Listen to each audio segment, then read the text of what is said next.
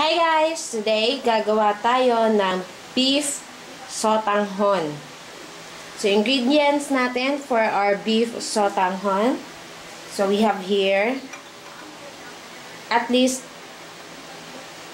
1 cup of beef. Meron tayo dito sotanghon noodles. Meron tayong repolyo.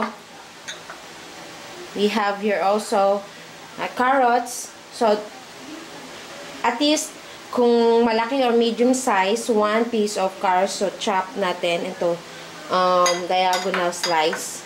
Or 2 pieces of small carrots. Then, we have here soy sauce.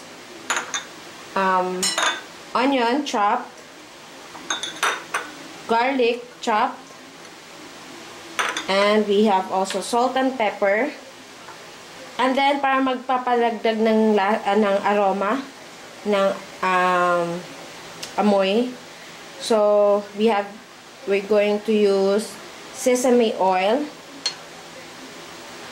Meron tayong cooking oil.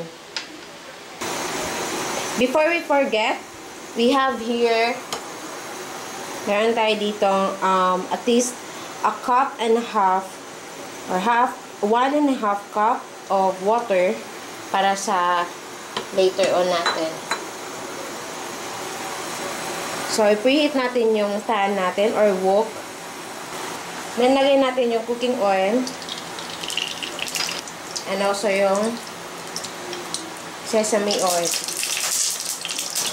So, add natin yung garlic.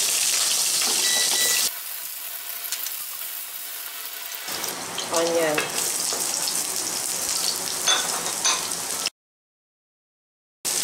Then, i-add na natin yung ating beef. So, beef strips to. Beef lang.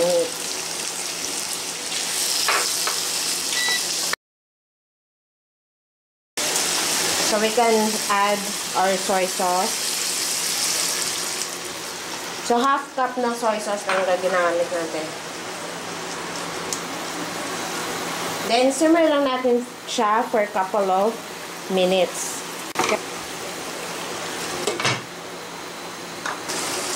So, after natin masutay yung ating beef meat, pwede na natin i-add ang ating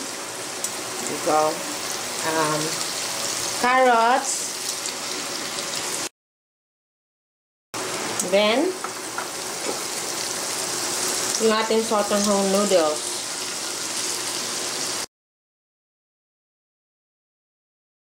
So, lagyan lang natin siya ng konting water para lumambot lang yung sotanghon noodles natin.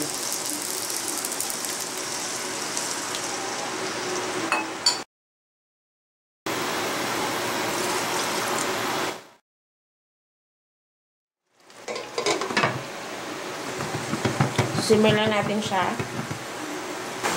So, lagyan natin ng konting pepper. So, after ng simmer natin, ganyan na siya. Pwede kayo maglagay ng water kasi ang sotanghon is sumisip-sip talaga siya ng water. So, pwede nyo lagyan ng konting water. Ayan naman ng marami. So, sakto lang. Some salt.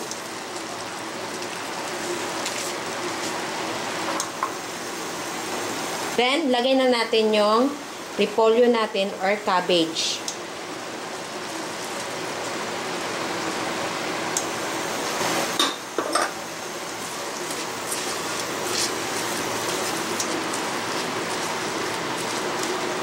So, mas masarap kung mas crispy yung cabbage natin.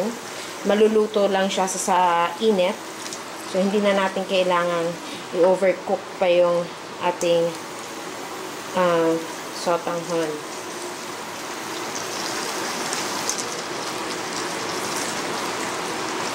Pwede na natin siyang i-serve. So, here we go. Luto ng ating beef sotanghon. Enjoy, guys!